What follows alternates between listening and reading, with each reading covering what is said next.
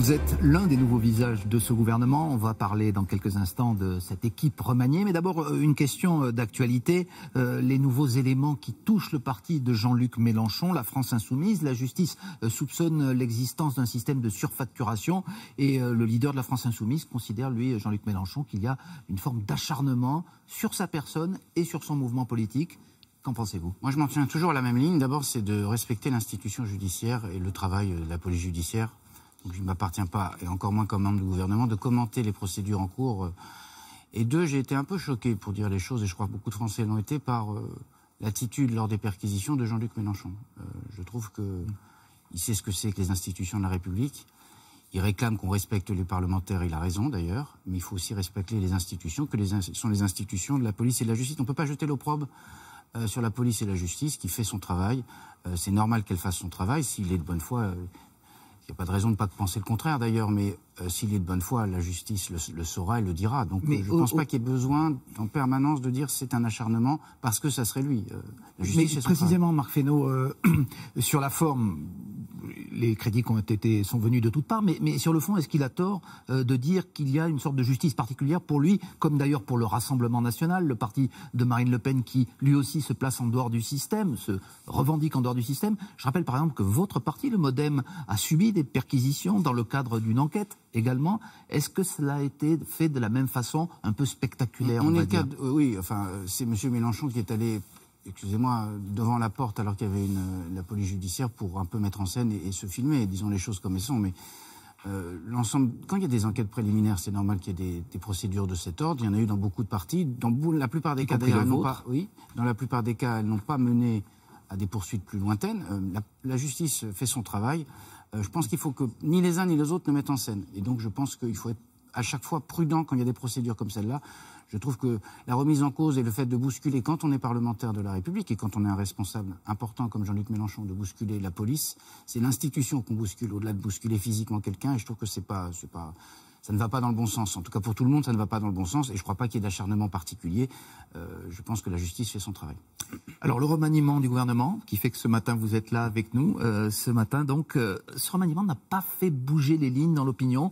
Si l'on en croit, par exemple, un sondage publié hier dans Le Figaro, même parmi les électeurs de la majorité, le mécontentement global face à la politique du gouvernement, face au couple exécutif reste présent. Qu'est-ce qu'il faudrait faire pour finalement redonner la confiance? D'abord, je ne suis pas sûr que l'objectif du remaniement soit simplement, en 24 heures, de bouleverser ce que peuvent être des grandes tendances d'opinion. De donner peut-être un nouveau souffle. Mais il y a des signaux qui ont été donnés. L'objectif, c'est de donner un nouveau souffle, mais le nouveau souffle, ça ne se produit pas comme ça en 24 heures. L'idée, je crois, c'était pour le président de la République et le Premier ministre de consolider la majorité sur la base qui a pu la former en 2017, principalement la République En Marche. Le groupe que je présidais, le groupe MoDem, et donc le MoDem, puisque nous avons, autour de François Bayrou, contribué, je crois, significativement à l'arrivée d'Emmanuel Macron. Et puis, par ailleurs, la capacité, à partir de ce noyau central, si je peux dire, d'élargir sur notre droite, puisque Didier Guillaume entre comme ministre de l'Agriculture et il vient plutôt des rangs du Parti Socialiste, pour dire les choses, et Franck Riester à la culture. Donc, l'idée, c'est de consolider. Et puis deux, je pense que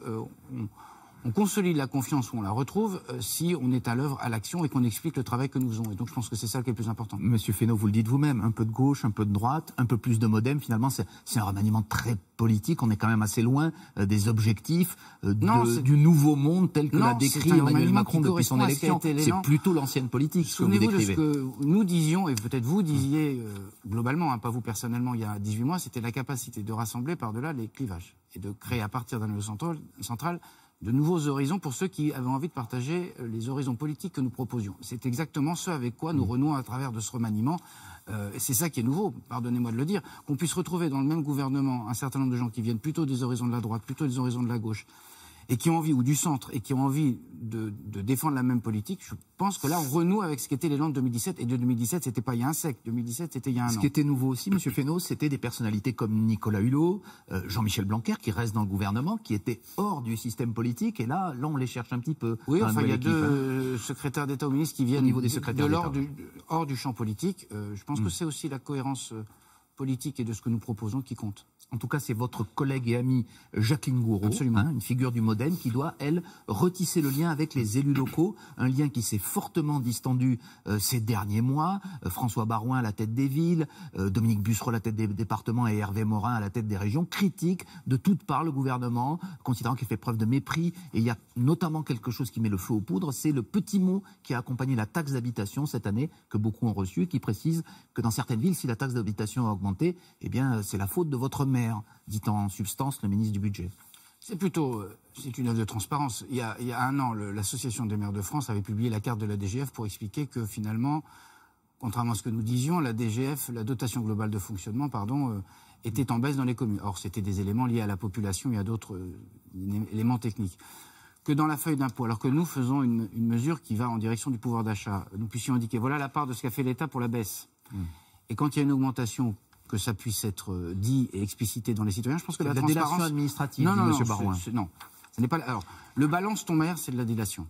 Parce que nous étions nombreux à être choqués de ce hashtag, comme on dit, parce que je pense qu'il n'y a pas lieu de faire de la délation. D'ailleurs, toutes ces données sont des données publiques.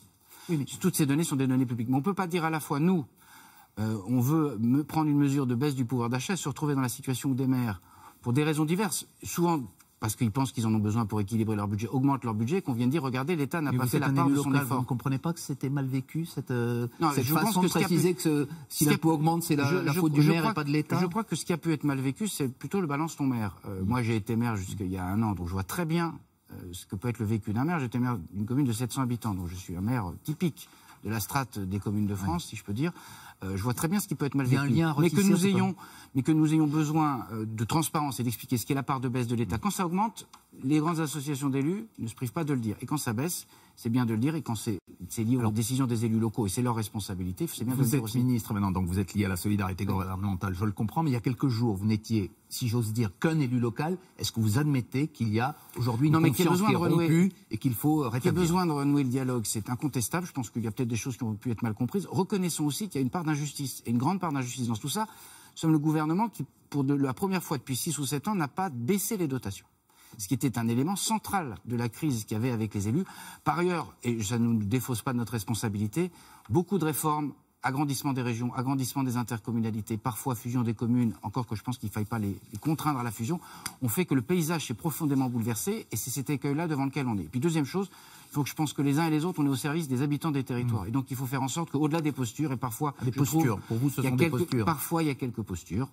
Il faut qu'on renoue le dialogue parce qu'il ne faut pas que ça se fasse au détriment du territoire. Ça ne peut pas fonctionner, les collectivités contre l'État ou l'État contre les collectivités. Jacqueline Gourault, qui connaît beaucoup mieux que moi encore ces questions, est là pour renouer et renforcer le dialogue dans un ministère qui concentre l'ensemble des outils, ce qui est une bonne nouvelle aussi. Mais je pense qu'on a besoin de renouer le dialogue de bonne foi. La question n'est pas d'être... je pense que la question territoriale elle mérite, elle aussi, de dépasser les clivages partisans. Et parfois, j'ai le sentiment qu'ils ont été un peu attisés, parfois de façon injuste. Eh bien, on vous a entendu. Merci beaucoup, Marc Fesneau. Je transmets de la part de nos amis et voisins de France 3 un rendez-vous politique important pour ce week-end. Bruno Le Maire, le ministre de l'économie, sera l'invité de Francis Letellier dimanche à 12h10 dans l'émission Un dimanche en politique, donc sur France 3. Merci Laurent, merci Monsieur Fesneau, et c'est donc à vous.